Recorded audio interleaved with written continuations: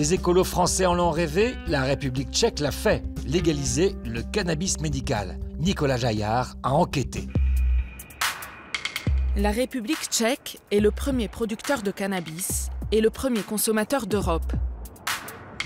Le pays a toujours été tolérant en matière de cannabis. De nombreux Tchèques en cultivent chez eux pour usage personnel. Une production estimée à 40 tonnes par an. Prague a souvent été qualifiée de petit Amsterdam. Depuis décembre 2012, les Tchèques ont franchi un nouveau pas. Ils ont voté une loi autorisant le cannabis thérapeutique. C'est le deuxième pays après les Pays-Bas où l'herbe peut être prescrite à des fins médicales, mais sous certaines conditions. À 300 km au sud-est de Prague, près de la frontière autrichienne, la ville d'Uherské Radiště a fait la une de la presse nationale en janvier dernier. C'est ici que se trouve la première pharmacie autorisée à vendre du cannabis thérapeutique. Il faut aller dans la salle des trésors, parce que ces produits sont gardés dans un coffre. Ivan Dokupi est le patron de la pharmacie. Pas de doute, c'est bien du cannabis. Cette herbe, les patients peuvent la fumer, mais surtout l'inhaler ou la faire infuser. 1 gramme de cannabis coûte environ 10 €. Les prix du marché noir sont plus bas, mais la qualité est douteuse. Ici, on a du 19% en teneur de THC certifié. En un mois, le pharmacien a vendu 80 grammes de cannabis, les seuls vendus à ce jour dans le pays. C'est la société Bedrocan des Pays-Bas qui nous fournit le cannabis. Bedrocan, une société néerlandaise qui a le monopole en Europe en matière de cannabis thérapeutique. Un monopole qui revient cher aux patients. Ivan Dokupi travaille avec sa femme, une rhumatologue qui a son cabinet médical au premier étage, au-dessus de la pharmacie. Eva est le premier médecin à avoir prescrit de l'herbe à ses patients. Nous souhaitions pouvoir élargir le spectre des produits susceptibles de soulager nos patients. Il s'agit de proposer un traitement alternatif aux malades qui souffrent de douleurs chroniques. C'est efficace pour l'arthrite rhumatoïde, l'ostéoarthrose chronique, l'arthrose du genou et l'arthrose des hanches. En un mois, une vingtaine de malades ont déjà bénéficié de ce traitement. Les premiers retours sont très positifs. Un patient est déjà revenu pour reprendre le traitement. Mais le cannabis reste un médicament sous haute surveillance. Pour sa prescription, les médecins doivent délivrer une ordonnance électronique, un long code barre bourré d'informations. Voici une ordonnance. Toutes les données partent de chez nous, remontent à l'Agence nationale de contrôle des médicaments, vers un serveur central où elles sont archivées. L'ordonnance électronique permet aux pharmaciens de vérifier la prescription. Et la police a également accès à ce fichier. Spécialement créée pour organiser la nouvelle filière thérapeutique, l'Agence nationale de contrôle du cannabis ne recense pas seulement les patients, mais elle a surtout la lourde tâche d'organiser l'approvisionnement des pharmacies.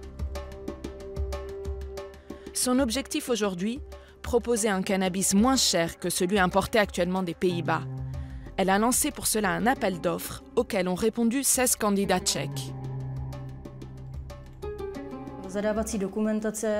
Notre appel d'offres a défini des critères clairs. Le candidat doit pouvoir être en mesure de produire 40 kg de cannabis. Il s'agit d'un premier appel d'offres et du premier cannabis thérapeutique produit en République tchèque. Donc la quantité n'est pas très importante. Et c'est à l'usage qu'on verra si cette quantité de production est suffisante ou pas, en fonction de la demande. Après de longs mois d'attente, l'État a finalement tranché. Ce sera la société Elkoplast qui sera la seule autorisée à cultiver du cannabis médical en Tchéquie. Impossible de savoir pourquoi cette société de containers et de transport de déchets a été choisie. Un homme enrage contre l'État et sa façon de gérer la mise en place de la filière propre. Dusan Dvorak est un médecin qui a toujours cru aux vertus du cannabis. Il en cultive des centaines de plants dans une forêt voisine, fabrique des crèmes, des sachets de tisane et même des suppositoires avec les principes actifs du cannabis. Ça, c'est donc une pommade à base de cannabis. On l'utilise pour les brûlures, pour des états aigus difficiles, pour le genou ou pour l'arthrose également.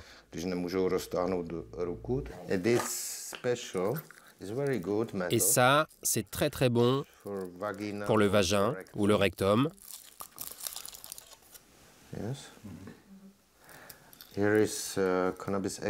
C'est de l'extrait de cannabis et c'est fabriqué par un pharmacien. Ces remèdes, il a essayé de les proposer à l'État et d'en faire bénéficier la recherche universitaire. Mais au lieu de l'écouter, les autorités lui ont mis des bâtons dans les roues. Il se plaint d'avoir été traité comme un criminel. La police a anéanti toute ma recherche. J'avais une boutique d'apothicaire à Prague. J'avais un projet de ferme de cannabis avec des copains. On allait se lancer. Il suffisait de trouver les bonnes compositions et les bonnes quantités. Et on allait le vendre. Il n'y avait plus qu'à. Mais ma recherche est perdue. Complètement gâchée. Comme Dusan, ils sont nombreux à dénoncer la volonté affichée de l'État de contrôler toute la production de cannabis du pays. Pour le nouveau ministre de la Santé, il est clair que cette loi est un moyen de lutter contre les réseaux illégaux. Je pense que cette loi est une bonne façon de liquider le problème de la zone grise qui existe entre le cannabis légal et le cannabis illégal. Michel Jacques en a fait les frais.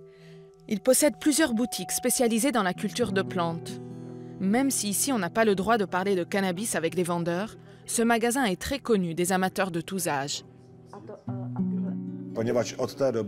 Depuis que le cannabis médical est légalisé, en théorie, même si ce n'est pas toujours le cas, la machine s'est emballée contre nous.